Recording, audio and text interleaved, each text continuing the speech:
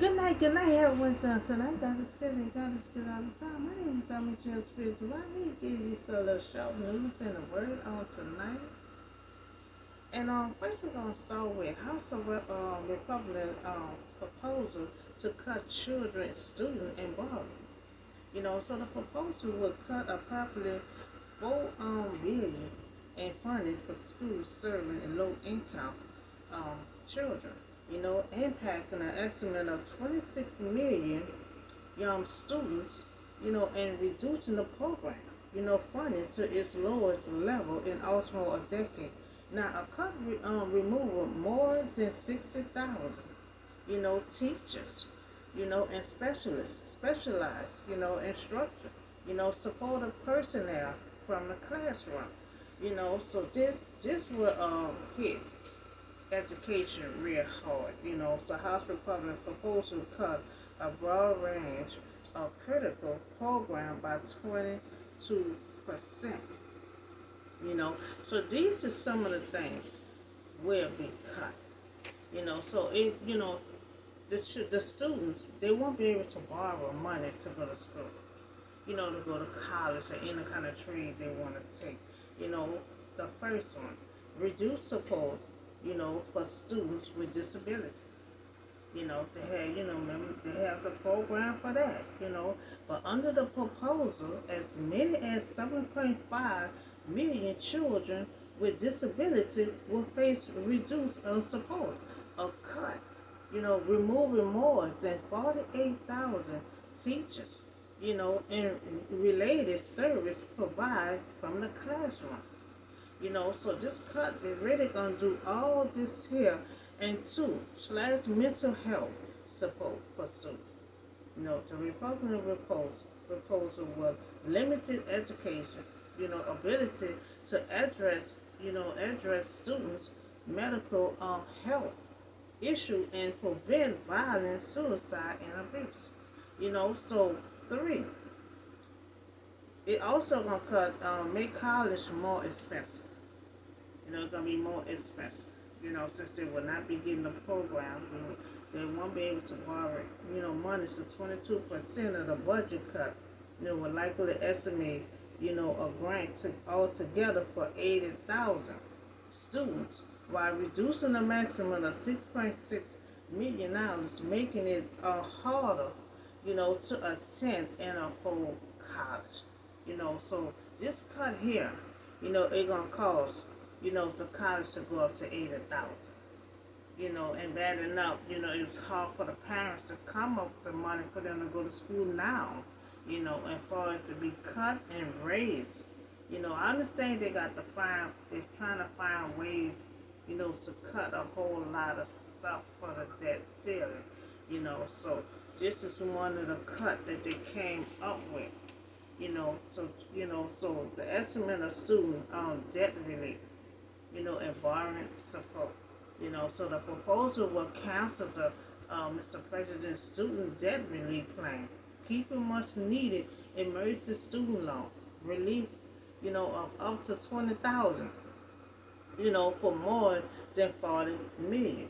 It will also block the creation of the new and more affordable student loan, payment plan.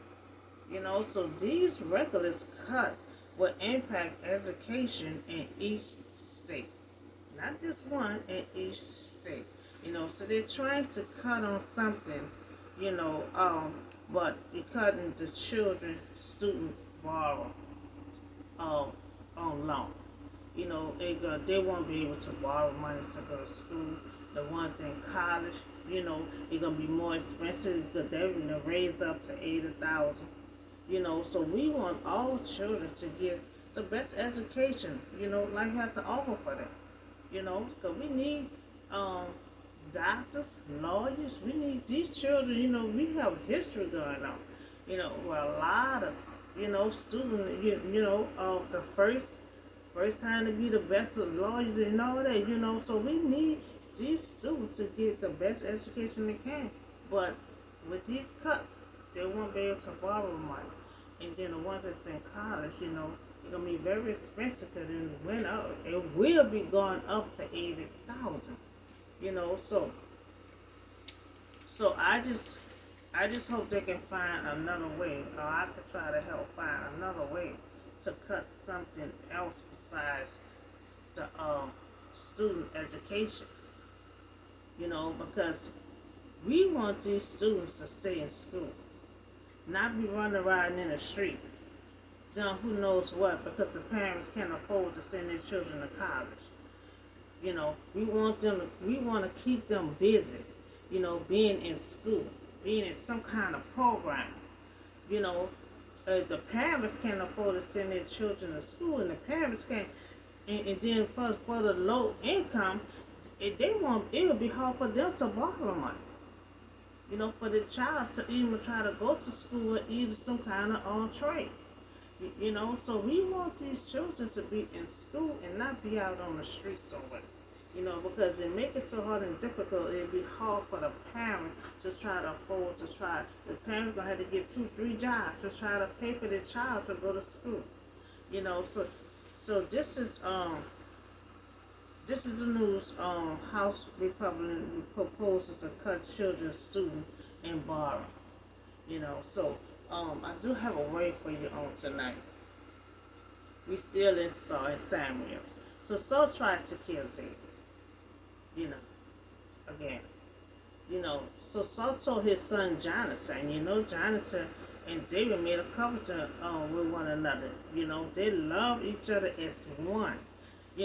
So Saul told his son Jonathan all his attendants to kill David. But Jonathan had taken a great light in David.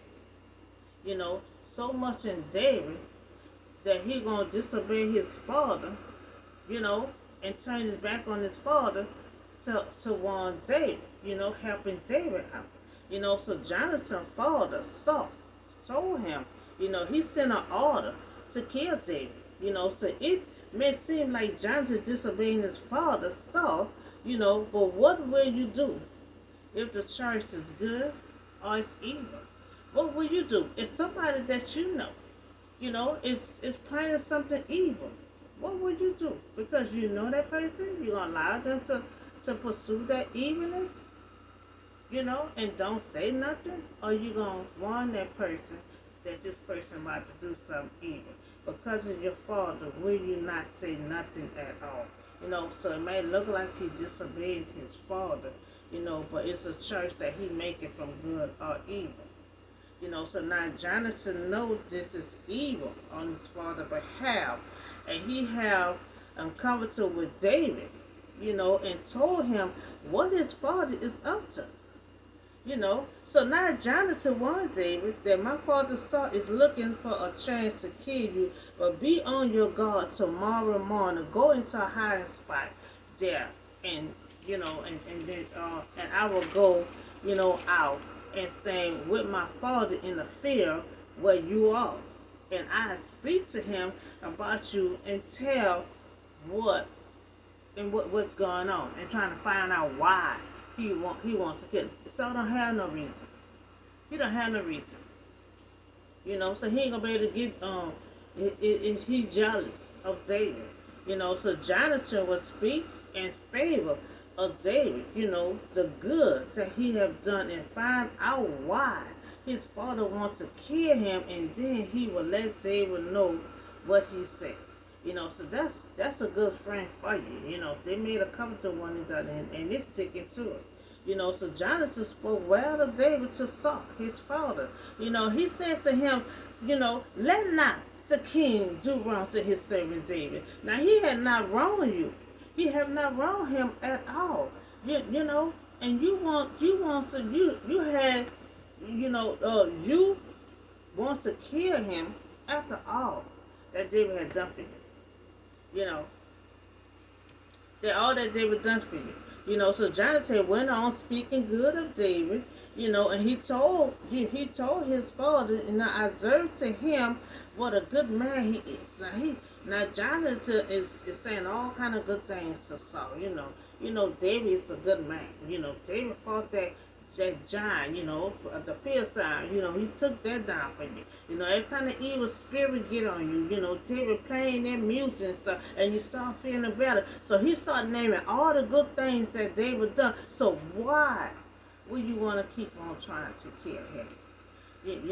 So he, good things that he had done, so the wisdom and have shown management, of all his affairs. Now, faithfulness, very faithful to Saul, and when evil spirit come upon him, David played the music and you start feeling better, so he took his life in his hands when he killed that Philistine, and the Lord had won great victory. So Jonathan saying all these good things about David, so what is the problem?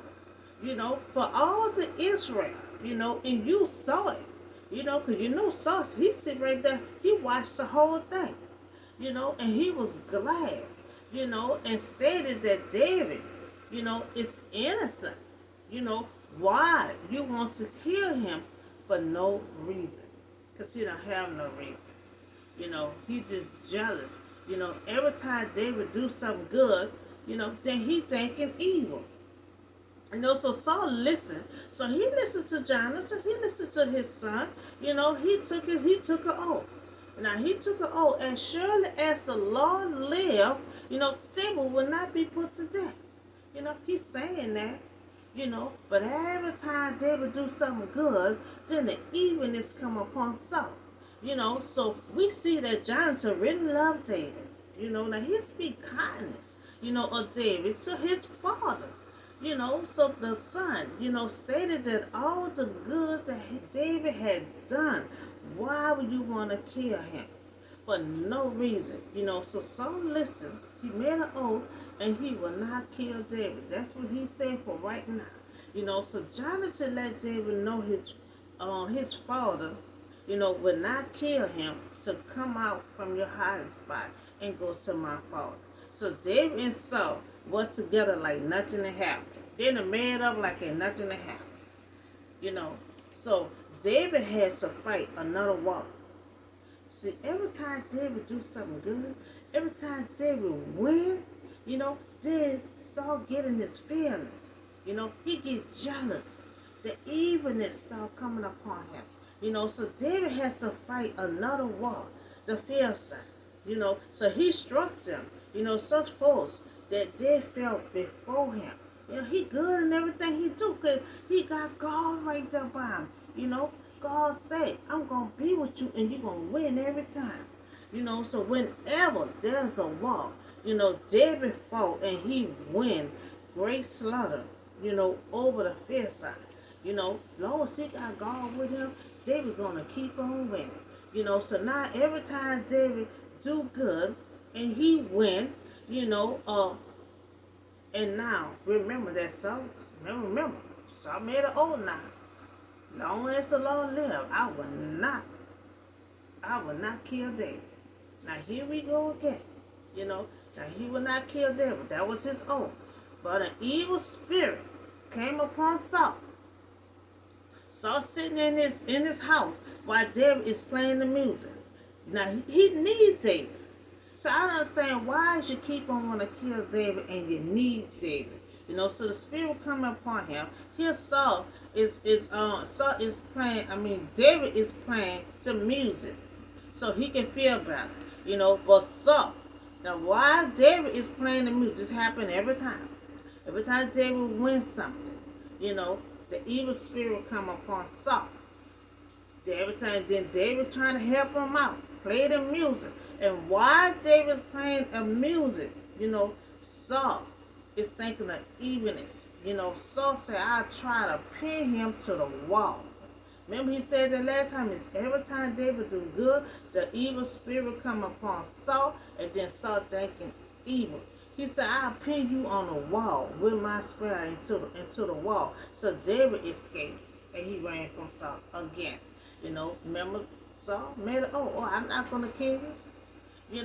So here we go again. David sent a word that he wants to kill David. Now he made an oath to his son that he would not kill David. So David with his wife this time, you know. So she told him what her father is planning on doing, you know. So she trying to help her husband out, you know. She dragged him down her window, you know, and she put all kind of stuff in his bed, you know, to make it look like he's still in the bed. And she told her father, oh, your father coming out looking for him, oh, he's sick. He's sick. He said, okay. They went out. They couldn't find him nowhere in the field. Nowhere in the field. You know. So they go back to the house, and the servant, the attendants, they found him not in the bed. There was stuff, she had stuff in there. You know. So the father, you know, he acting like he disappointed and all that. Why you deceive me? You know. Where is David? You know. So this both of his children. First we had Jonathan. He wants to kill David, and Jonathan wanted David. Told him to go hide. Now he wants to do it a second time. The daughter is helping David and help him escape. You know, so when Saul servant checked again, they realized David was not there, and he told his daughter, why did you deceive me? You know, so why David was on the run, you know, he went to Samuel. You know, he told him everything that Saul is doing to him. You know, he got to keep on running from Saul. You know, every time David do good, then the evilness come on Saul. You know, and why he need David, so why David playing the music so he can feel better, then he always thinking, I can pin you on the wall with my sword. You know, he always thinking evil. Why the man is helping him? You know, so this was the second time, you know, that Saul surprised, you know, everyone by joining a group. You know, so why David? You know, so David went to meet Samuel. You know, David had to tell Samuel everything. You know, he tell him everything that Saul done. And remember, Saul was this normal, ordinary boy that Samuel had met. You know, he had military experience and stuff, you know, but he was so shallow. All he used to do was be in the field watching his father donkeys and stuff. But now, all of a sudden, you know, he is this person. You used to be so nice, but now he's this person keep on having David on the run because he's so jealous of David, all the goodness that David keep on doing and keep winning in everything he do. You know, so this was the second time, you know, that Saul, you know, surprised everyone by joining a group of prophets, you know, and prophesied. You know, because see, he went behind to go try to find David. But then he see these men in groups prophesied. Remember, when he was just a regular little boy, you know, looking for the donkey, you know, after he got anointed, this was right after he got anointed, you know, so he, you know, meet up with these men prophesizing, and when he went back home, they were like, is that so? So now this is the second time, you know, so there's a group of prophesizing. The first time this happened right after Saul was anointed, after he was anointed king, you know, and he did not want to accept the responsibility, you know. So this time Saul was consumed with jealousy over David, growing more. You know, he growing more, and Saul went to Nathan, you know, to catch up with David. And David there was Samuel, you know. So the Spirit of God came, you know, even on him, and then Saul walked along prophesying until he came to that city that where David was at. You know, remember the first time he was prophesying when the Spirit came over Saul after he got anointed. You know, so now he see these men and group of men prophesizing, you know, so now he prophesizing, you know, he walking along with these prophets, you know. So Saul's script, you know, so God came, you know. Now God is in the mix now, you know, but the Spirit of God, you know, came even on him. You know, so when Saul walking along prophesying until he came to this city looking for David, you know, Saul stripped off his garment, and he too prophesied in Samuel present. So he caught up with them and he lay naked all that day and all that night. See, God got in the mix. God had him prophesy. He went to go try to kill David, but God stopped the process. God had him prophesizing and having him taking the clothes off and all that from day to night. He even forgot, he was going to kill David. God had to stop the process. God can block every doggone thing. He went to go try to kill David. God stepped in, had him prophesizing. He was all out his mind, taking his clothes off from day to night, prophesizing new. Forgot he was going there to kill David. So he lay new all day, all night. So this the second time people said, is Saul also among these prophets? Now this is the second time. Remember the first time he went home after he got anointed. He was with this group of men. Prophets no. The men will prophesy the first. Samuel said sooner or later you're gonna be prophesying just like them. So when the Spirit of God came upon him, you were with these men prophesied. And went home, his friends didn't even know that was Saul with these people. Because they know he went there looking for the donkey and he come back a spiritual person. So now this is the second time, to people in a neighborhood, this seeing is that Saul? Is that Saul walking with these group of men that's prophesizing? Is that him? So now God had got in the mix. God got in the mix. The Spirit of God mobilized him. So he was unable to harm David. That was God doing. He went to harm David. God slowed up the process. So he even forgot, he went to kill David. He was unable to kill David from prophesizing, and then he was new from day to night. Then he didn't even know he went there to kill David. God got in the mix. So we see that Saul tried to kill David multiple times, and David escaped. He only escaped to keep from hurting himself. So the first time, Jonathan, his father wanted to kill him. Jonathan had spoke kindly words, to his father about David, and that's when he said he would not kill David. And Jonathan let David know, my father not going to kill you. So the second time, he wants to kill David again. The wife has saved him. The wife wear him down her window and put all kind of stuff in the bed to make it look like he's still in the bed sick. So we see multiple times. You got the brother and the sister. It's like they went against their father for David. Will you do the same thing if the situation were evil? Or will you, because that's your father, will you not say nothing? So that's the choice that the brother and the sister had to make.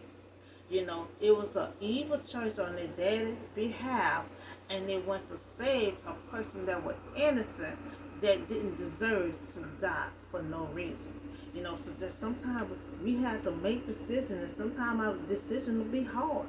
When they deal with somebody that we see in both cases, the brother and the sister, they went against Saul to save David.